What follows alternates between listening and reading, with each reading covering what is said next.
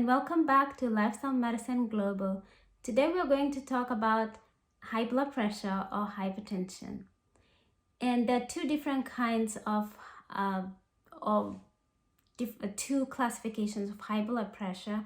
One is the primary or essential hypertension, and this is what most people get. And then there's secondary hypertension. I'll not be talking about that because that one has it's where you have a specific cause for the blood pressure. Sometimes it can be due to medications, some oral contraception, or maybe some structural problem with the kidneys.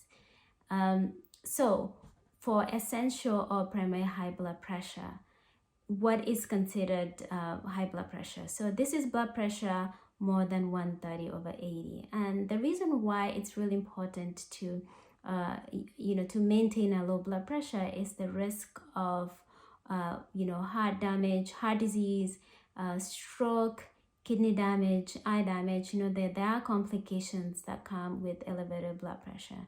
And high blood pressure is considered a silent killer because a lot of times you don't have symptoms, and some people, the only way they know they have high blood pressure is something happens, they get a heart attack. Some people even have sudden death from heart attack or stroke, and that's really the only time we could think that maybe they had high blood pressure. So it's important to get checked so you can know what your numbers are. So what are the causes of high blood pressure? So multiple things can lead into this problem. At the top of the list is the diet. A diet that's high in animal food will lead to elevated blood pressure. And there are multiple reasons why that happens. One, animal food is high in fat, and when you eat that fat, it gets into your blood and it makes your blood thicker, and it's harder to pump, and you need more pressure to pump that. And you can imagine if you're eating this kind of foods every day, day in, day out, that your blood pressure will stay high. Also, a diet that's high in salt, the salt leads to increased blood volume, and that can lead to high blood pressure. And a diet also with animal food, the animal protein itself can also leads to blood vessel damage. There is inside of the blood vessels the cells that produce nitric oxide, which helps to keep the blood vessels open. And when you are eating these animal proteins that lead to damage of these cells, of the blood vessels, you will not be able to produce enough of the nitric oxide to keep the blood vessels nice and open. So these also leads to elevated blood pressure. So that's the diet part, which is a big part because our world has moved more and more to animal-based diet. And that's really leading to these problems. And also this kind of diet leads to obesity, and obesity leads to high blood pressure as well. The more weight you have, the more your blood pressure, you need a higher blood pressure to pump the blood around. Another thing that can lead to high blood pressure is physical inactivity. So people that are sedentary, they're not doing much, they're sitting around, this can also lead to high blood pressure. If you're smoking cigarettes, it leads to blood vessel damage, and that can lead to high blood pressure as well. Drinking excessive alcohol can lead to high blood pressure. Stress with increased cortisol, that can lead to high blood pressure as well. So you can see that there are multiple things, and they are all lifestyle. You can see how it is our lifestyle, and definitely our modern world lifestyle. You can see how this can lead to this problem.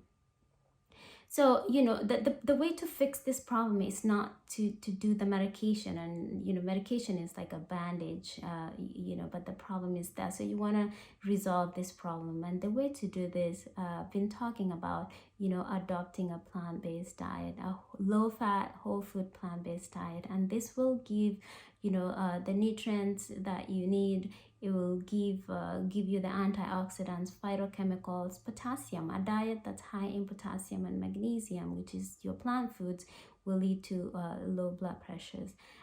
So you want to adopt the whole food plant-based diet, whole grains and legumes, which is your beans, lentils, peas, some nuts and seeds, vegetables and fruits, and this is, will give you the nutrients that you need, except for vitamin B12, and I've talked about that you do need a supplement.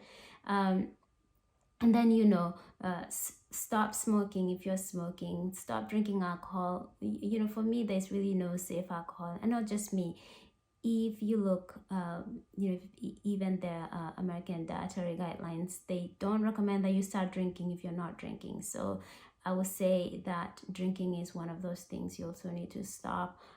Stress management, be active. You need at least 30 minutes of exercise, moderate activity exercise, like walking 5 days a week, or if you like running or jogging, at least 15 minutes a day, 5 days a week. So if you do all these things, this will really help to decrease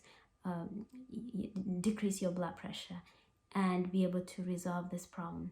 And when you do this, you change your lifestyle, you are able to reverse the problem, and that's what you want. And when you do this, you are able to lose weight on this kind of lifestyle, that the diet. If you do the diet, you're able to, whole food plant-based diet, you're able to lose weight, and you can also resolve your other medical issues, because a lot of people that have high blood pressure also have cholesterol problems. They might have pre-diabetes or diabetes, and you can resolve those as well. High blood pressure used to be something that older people dealt with, 35 to 55, but now it's becoming younger and younger, people, with teenagers having high blood pressure. So this is not uncommon.